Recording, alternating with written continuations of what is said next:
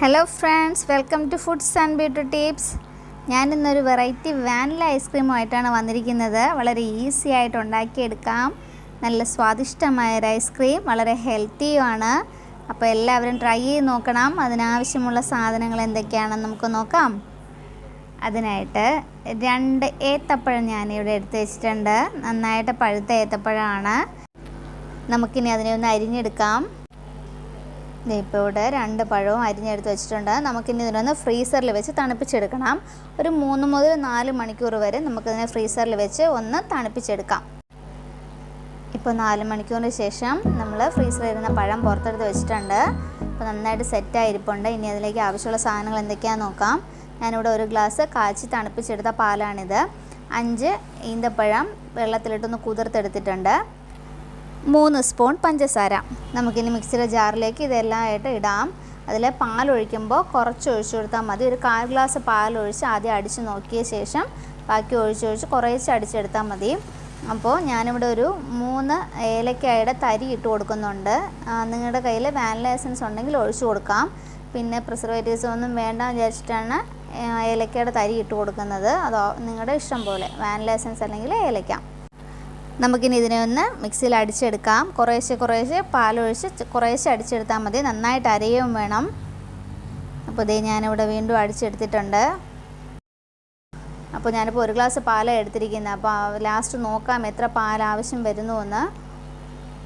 ഈ ഒരു കൺസിസ്റ്റൻസിയിൽ വേണം നമ്മൾ എടുക്കാൻ. ഒത്തിരി ലൂസായി പോകരുത്.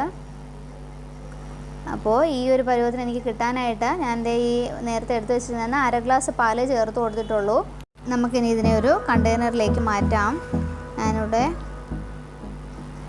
ഞാനിപ്പോൾ ഒരു പ്ലാസ്റ്റിക് ട്രേ എടുത്തിരിക്കുന്നത്. അപ്പോൾ അതിലേക്ക് നമ്മുടെ കയ്യിലുള്ളതിൻ്റെ ഒരു പകുതി ആദ്യം ഒഴിച്ചു കൊടുക്കുക.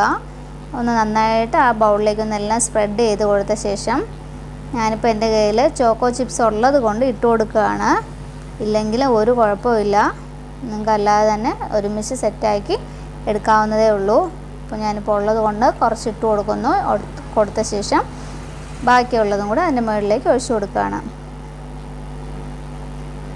നമുക്കിനി ഇതിനെ ഫ്രീസറിൽ വെച്ച് തണുപ്പിച്ചെടുക്കാം. ഇത്രയേ ഉള്ളൂ. വലിയ ബുദ്ധിമുട്ടൊന്നുമില്ല. എല്ലാം ഹെൽത്തി ആയിട്ടുള്ള സാധനങ്ങളാണ്. പാലും പഴവും ഈന്തപ്പഴവും ഒക്കെ ഉള്ളൂ.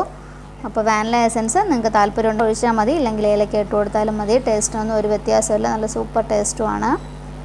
അപ്പോൾ നമുക്കിനി ഇതിനെ അടച്ച് ഫ്രീസറിലേക്ക് വെക്കാം. ഒരു 4 മണിക്കൂറിന് ശേഷം നമുക്കിതെടുക്കാം. അപ്പോൾ 4 മണിക്കൂറിന് ശേഷം ഞാൻ എടുത്തതാണ്. നല്ല സെറ്റായി വന്നിട്ടുണ്ട്. ഇപ്പം നമ്മുടെ വാനില ഐസ്ക്രീം റെഡി ആയിട്ടുണ്ട്. ഞാൻ ഇതേ കുറച്ച് ബൗളിലേക്ക് മാറ്റിയിട്ടുണ്ട്. നല്ല സോഫ്റ്റ് ആയിട്ടുണ്ട്. അപ്പം നല്ലൊരു ഹെൽത്തി വാനില ഐസ്ക്രീമാണ്. എല്ലാവരും ട്രൈ ചെയ്യണം. ട്രൈ ചെയ്ത ശേഷം നിങ്ങളുടെ ഫീഡ്ബാക്ക്സ് കമൻ്റായിട്ട് അറിയിക്കുക. ലൈക്ക് ചെയ്യുക, ഷെയർ ചെയ്യുക. ചാനൽ ഇതുവരെ സബ്സ്ക്രൈബ് ചെയ്യാത്തവർ സബ്സ്ക്രൈബ് ചെയ്യുക. അതിനടുത്തുള്ള ബെൽ ബട്ടൺ കൂടി ഒന്ന് എനേബിൾ ചെയ്ത് കൊടുക്കുക. എങ്കിൽ മാത്രമേ ഞാനിടുന്ന വീഡിയോസിൻ്റെ നോട്ടിഫിക്കേഷൻ നിങ്ങളുടെ ഫോണിൽ വരികയുള്ളൂ. അപ്പോൾ thank you for watching. Take care.